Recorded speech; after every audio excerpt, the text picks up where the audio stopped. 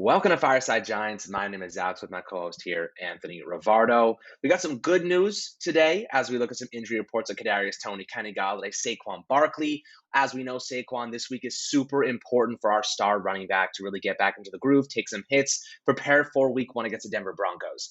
There's a lot to break down. We're going to have a Denver Broncos reporter on this Friday and really talking about the interworkings of that team, our opposition, really what's going on behind the scenes there, whether Bradley Chubb is doing okay. I heard he has an ankle injury. If the secondary is looking good, the defense, the offensive line, Teddy Bridgewater, what we should expect from this Denver team. Historically, they're very, very bad traveling to the East Coast. So I think this is an opportunity for the Giants to really emerge victorious in week one. I'm really excited to see how they can maximize all this talent. But we're going to talk about Kadarius Toney, really some good news there.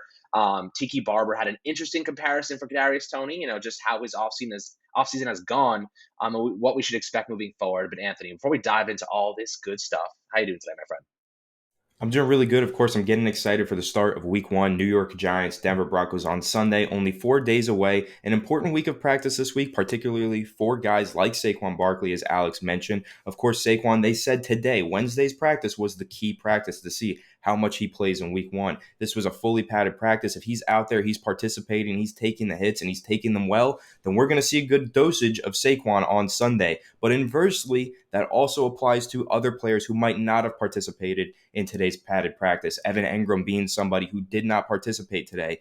We already knew he was a long shot to play in week one. Now it seems almost certain that we won't be seeing Evan Engram in week one. So expect to see a heavy dosage of Caden Smith and Kyle Rudolph. It's going to be an interesting week one matchup. I'm excited to gain some insight from another Denver Broncos content creator as we preview this game, and we go ahead and we go in with all the information and provide everybody listening with all the information possible on the Denver Broncos ahead of week one. Very excited, Alex. Let's get into it.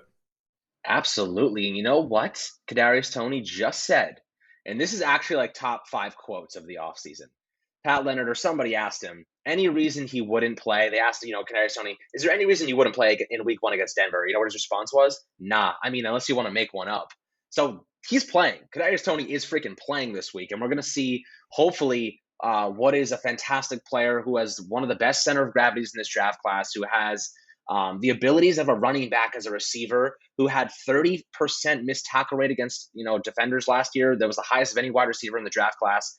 He is a human joystick, right? He is that type of player, the one that can change the entire dynamic of this offense, an element that we have not seen on this team before at the wide receiver position. He's entirely different than OBJ, entirely different than Sterling Shepard, entirely different than Kenny Golladay. He's his own kind of style of player, and I'm really excited to see what he can offer this team.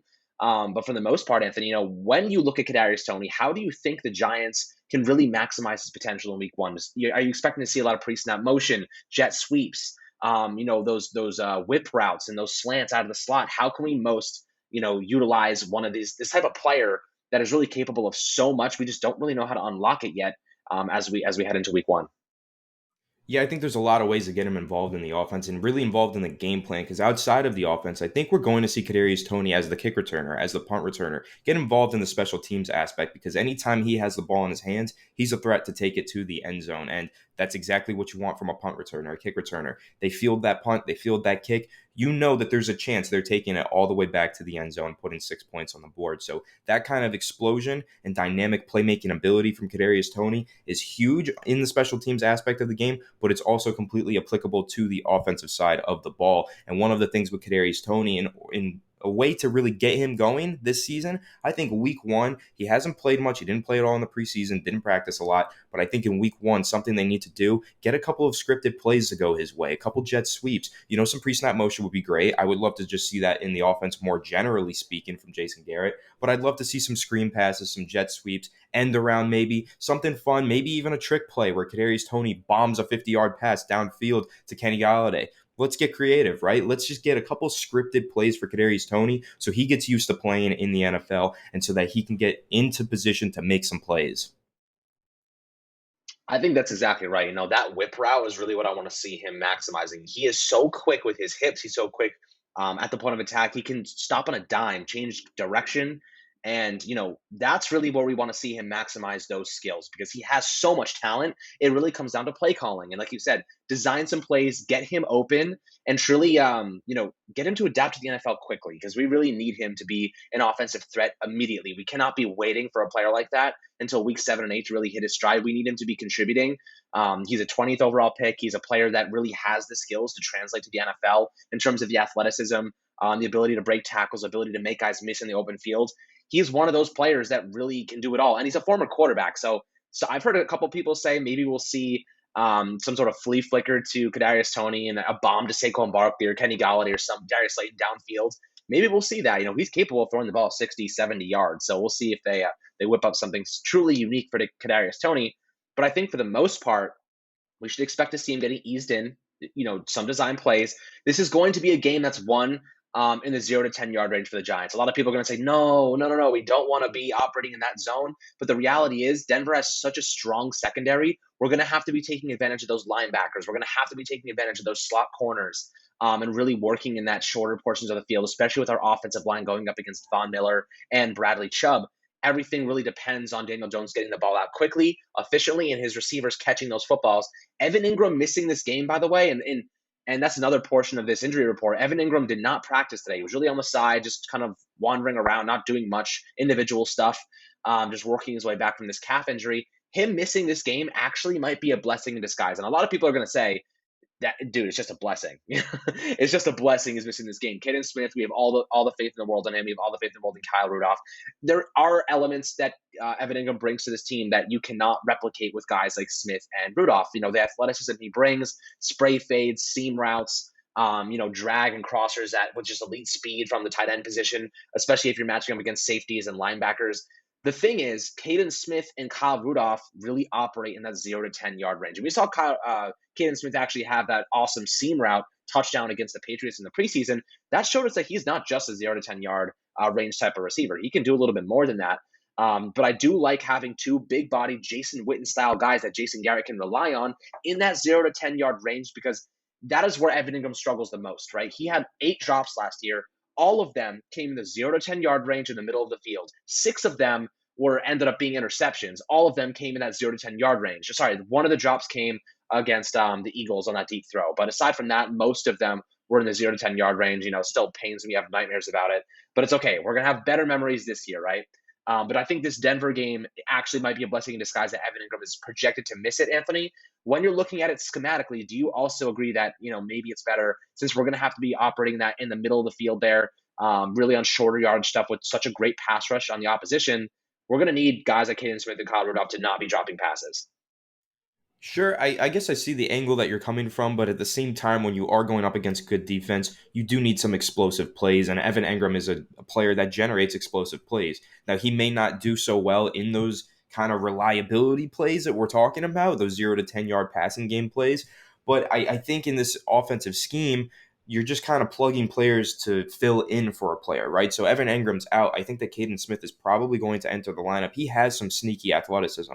I assume he enters the lineup and plays Evan Engram's role. I think Kaden Smith does go a little bit vertical. That play that he made on the seam route, that had just enough athleticism to go downfield and be a vertical threat on that play. So clearly Kaden Smith can do it. I don't know if Kyle Rudolph can do it at this point in his career, but Kaden Smith is still a young player with some sneaky athleticism who can go downfield and make some contested catches in the end zone like he did against the Patriots. So I think he kind of steps into Evan Engram's role. Evan Engram going to have to sit down for a week or two, hopefully not much longer, because I do think it's important that he gets back out there because he is a player that does generate explosive plays. And I understand a lot of Giants fans not a fan of Evan Engram, and you're going to say Saquon Barkley generates explosive plays, Kadarius Toney, Kenny Galladay, these guys make the explosive plays. Well, when you have those players making explosive plays, it opens up explosive plays for another player, and it works in tandem with each other. So if Evan Engram's on the field, there might be a play where someone goes into coverage on him and it opens up a nice opportunity for Kenny Galladay, of course, and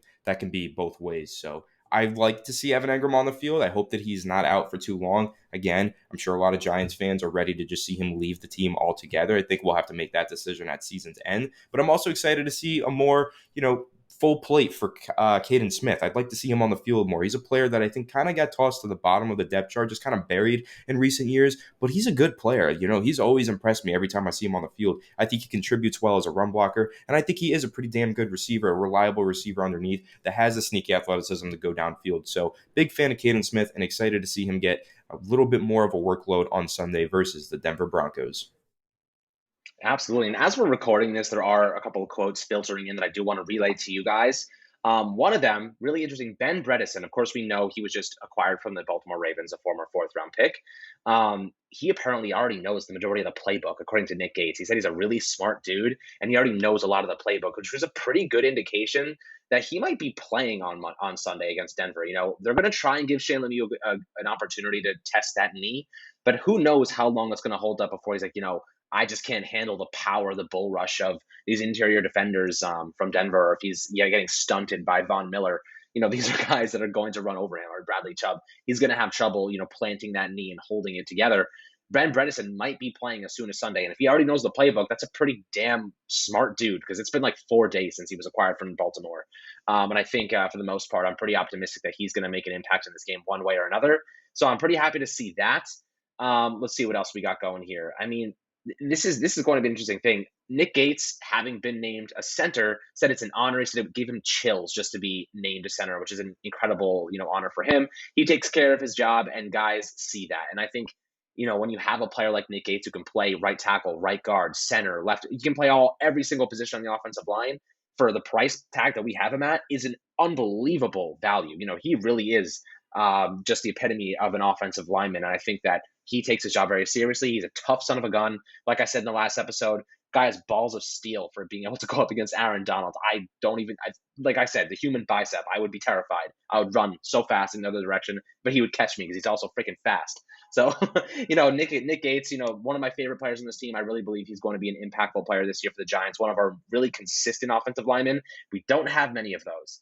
But as for Saquon Barkley, Anthony, we've been wondering, is he going to play week one? How much is he going to play week one? How do the Giants want to get him involved? And I think there's a couple ways they can get him involved without allowing him to take like huge hits over and over and over again. And I think that's as using him as a receiver, right? If you're a running back, you are taking hits over and over and over again. But if you're a receiver, you can catch the ball, you can avoid hits, you can go down, you can do things, to help yourself. But Saquon Barkley, as a running back, you're going in knowing you're going to take hits. So I think they want him to be that level of player, but at the same time, they also don't want to overdo it and put him in a position where he might get re-injured. So Anthony, when you're looking at Saquon Barkley this upcoming week, and he's probably going to play, I mean, I'm convinced he is. How do you think that Saquon Barkley can make the most impact in this game? Yeah, I'm pretty confident that he plays on Sunday. I don't know how much he plays. Could be 30% of snaps, 70% of snaps, anywhere in between. I don't think he plays 90+% of snaps, but he seems pretty healthy to me. He seems ready to go for the most part. So I do think we see a fair amount of Devontae Booker and maybe just a little dash of Gary Brightwell, but I think you're primarily seeing Devontae Booker as the primary back this week, and you're going to see a good bit of Saquon Barkley sprinkled in. And really, I think where he can make a spark, make his biggest impact, will be in the receiving game. I don't think that Devontae Booker has anywhere close to the capabilities that Saquon Barkley does in the receiving game. There really are only like 4 total running backs in the NFL that can do what Saquon Barkley does in the receiving game. So when the Giants do have Saquon Barkley in on the field, I expect it to be on third down situations, third and long maybe. Get him to catch a pass underneath and just take it past the first down marker. Have him make 3 guys miss, cut this way, cut that way, hopefully not put too much pressure on his knee and not re-injure himself. He seems pretty healthy though. It was rebuilt through surgery. He's a good player, of course. Healthy player now, and we are ready to see Saquon Barkley make this impact. And I do think one way he does it to ease into the season, of course, long term, we're talking about him hitting the holes, having all these home run rushing attempts. But for now, I think the biggest impact he can make is in the receiving game. Have some screen passes go his way, couple underneath checkdowns. That's where Saquon Barkley's bread and butter is going to be in week one, in my eyes. Absolutely. And thank you to our sponsor, BetQL. Wants to get an advantage over your sportsbook? You need to download BetQL right freaking now. The only app you'll need to make smart bets. Their best bet computer model scans over 350,000 unique bets per year to give you a best bet recommendation for every game across all major sports and gives you the reasoning behind why you should place that bet. It really gives you everything you need to make this bet, guys. I mean, I was using it yesterday, And I have to say, already I'm on a 4-game winning streak. Just bet Rays to beat Boston, Brewers to beat Philly. Thanks to BetQL, rated both of those 5 stars. Bam, walks away with 60 easy dollars. It really is just an unbelievable platform. You can also head to try.betql.co/fireside. It will be in the description of this episode on YouTube, and really just enjoy this opportunity to make money instead of lose money if you're betting and losing money, because they are that fantastic a product I actually do believe in and that I've been using over the past couple of weeks. And I'm walking away. Friday beers are on them all the time. Every Friday I walk away. Free beers from BetQL. It's fantastic. You will not be disappointed with this type of promotion. I mean, you enter the discount Fireside at payment, check out for 25% off on any of their subscription offerings. BetMGM, offer you get $10 and a free year of BetQL. You really can't go wrong. It's a fantastic opportunity to cash in and have those free Friday beers on BetQL, because you will be making money, and I guarantee that. But my friends, as for looking ahead to the Giants and Kadarius Toney, I want to talk about what Tiki Barber had to say about him. And it's very interesting because if you look at Kadarius Toney's offseason, and what player comes to mind, Anthony? If you were to look at Kadarius Toney's offseason, he missed a couple of practices. People are unsure about him. Is he going to start week 1? Is he going to play week 1? Who does that remind you of?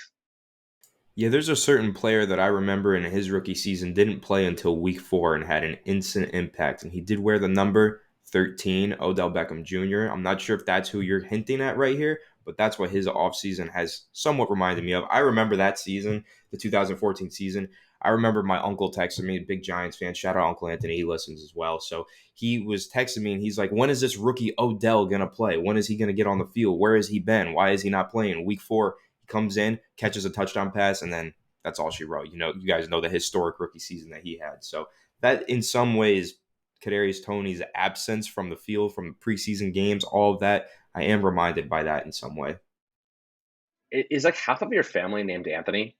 I'm starting to So, get kind of so I'm concerned. Anthony. My cousin is AJ Anthony Joseph. My uncle is Anthony. My grandfather is Anthony, and my great uncle is also Anthony, Uncle Tony. A whole lot of How do Anthonys. you how do you differentiate between all of you guys? You have you wear shirts like I'm a stupid or I'm with Anthony?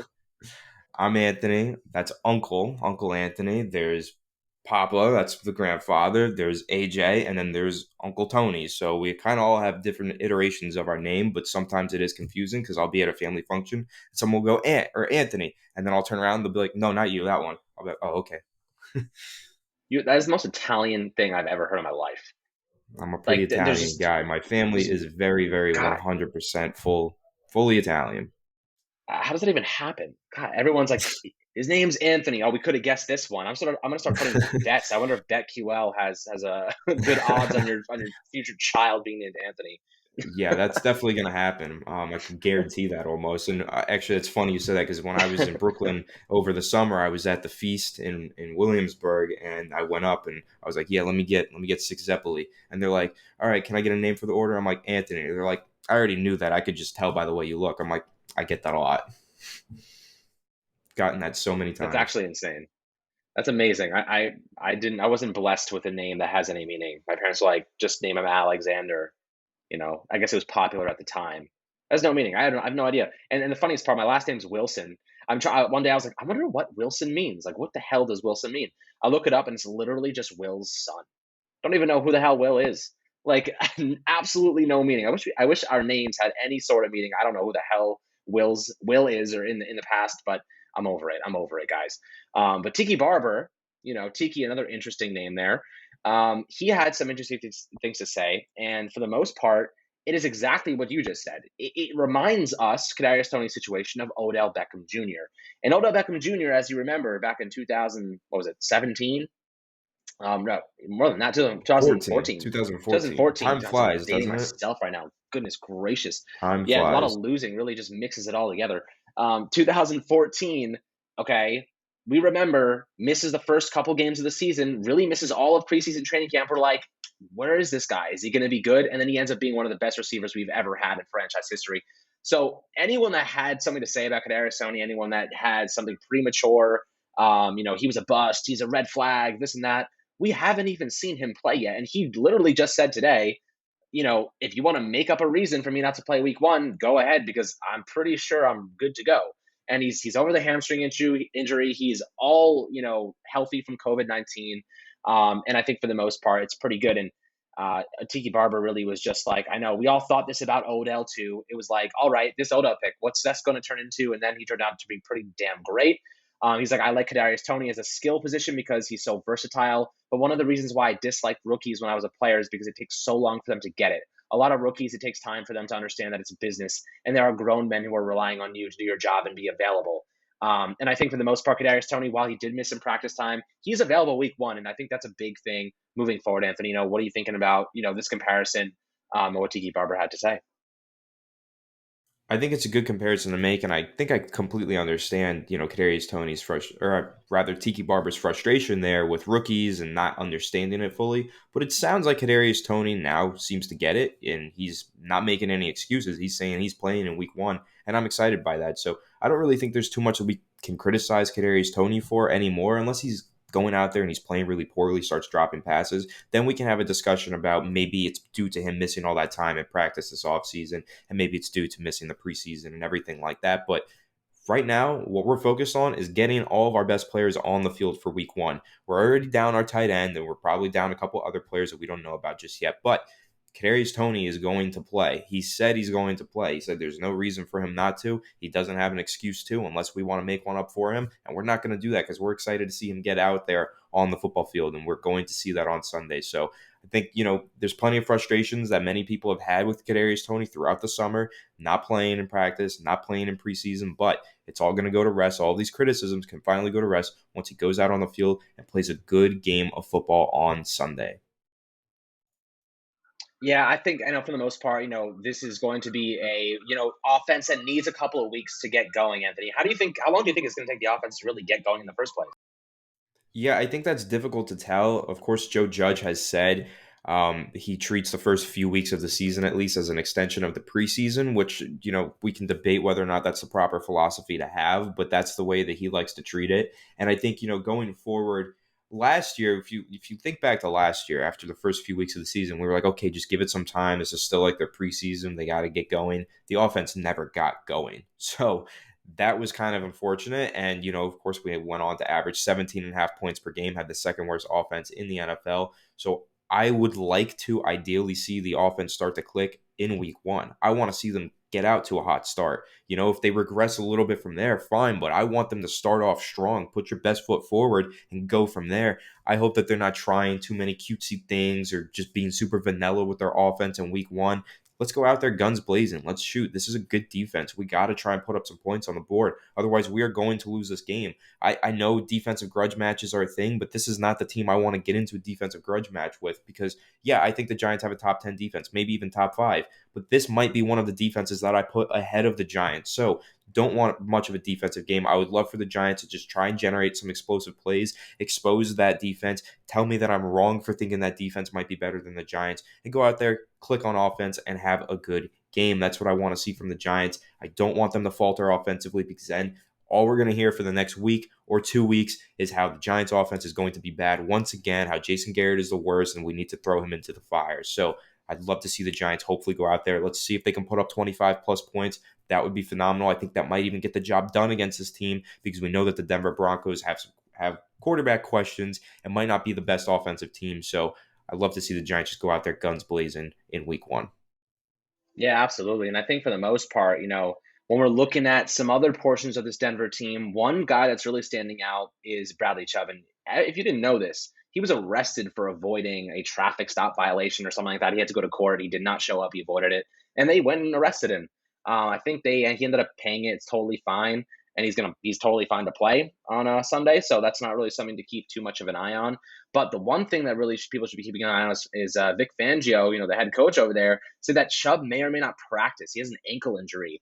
So that could limit him to, how much he plays, how much of an impact he has against the Giants, and might give Andrew Thomas that little bit of extra advantage that he needs to really have a good game. Going up against Bradley Chubb, you can never expect to have a good game. It's always going to be, what is he going to do to hurt you on this offensive line using stunts, using his variety of pass rush moves. Andrew Thomas is prone to a lot of the pass rush moves that guys have, whether it's a speed rush, whether it's a bull rush, whether it's a stunt, whether it's an inside move, a stutter step. he really hasn't figured out how to stop any of these. But I think that he's working on his base foundation. I think what we saw against the Patriots was him trying to use that time to really establish his base and square off. He was trying to build muscle memory during that game, to stay square as long as possible before opening his hips or punching or jabbing. Just trying not to get beat inside, because if Daniel Jones gets beat inside, it's a cardinal sin for offensive tackles. If anything, you always want to get beat on the outside, because then you can recover and you allow your quarterback to step up into the pocket.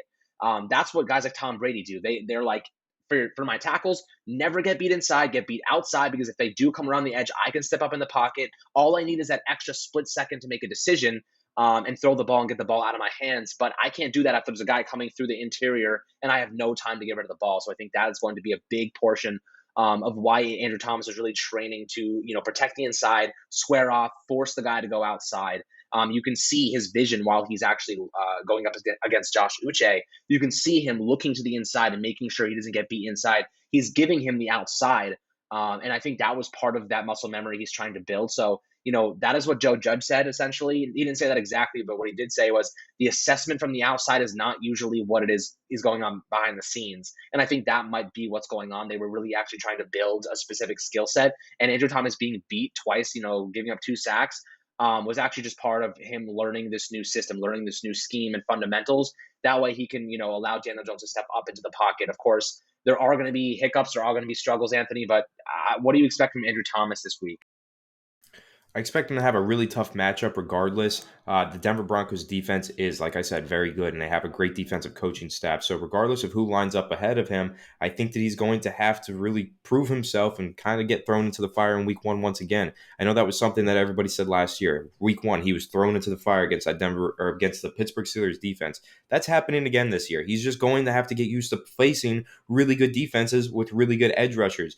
And of course, Von Miller, yes, primarily is going to be lining up over the right tackle. But I'm sure they're going to have 1 or 2 plays where he lines up over the left tackle and goes at Andrew Thomas. So Andrew Thomas needs to be ready. It's going to be a tough game for him, like it's going to be for the rest of the offensive line and the rest of the offense in general. Again, this is a very good defense the Giants are facing in week 1. They're getting thrown into the fire to start the season. So I'd love to see Andrew Thomas hopefully have at least an average to slightly above game, because everything he had in the preseason other than that week 1 matchup and in training camp, we've seen a lot of below average play from Andrew Thomas. So hopefully he can just at least raise that up to average, and then we'll be happy and I'll feel a little more confident going with him long-term this season. But then, of course, we're talking about right tackle as well. Now you have probably Nate Solder starting. You might get a rotation. You might see some Matt Parrott, but it seems like you're seeing Nate Solder primarily at right tackle this game, and you're going to see him start the season off as our right tackle for the year. But hopefully, we can see Matt Parrott develop behind the scenes and one day take over as the right tackle eventually for the Giants this year.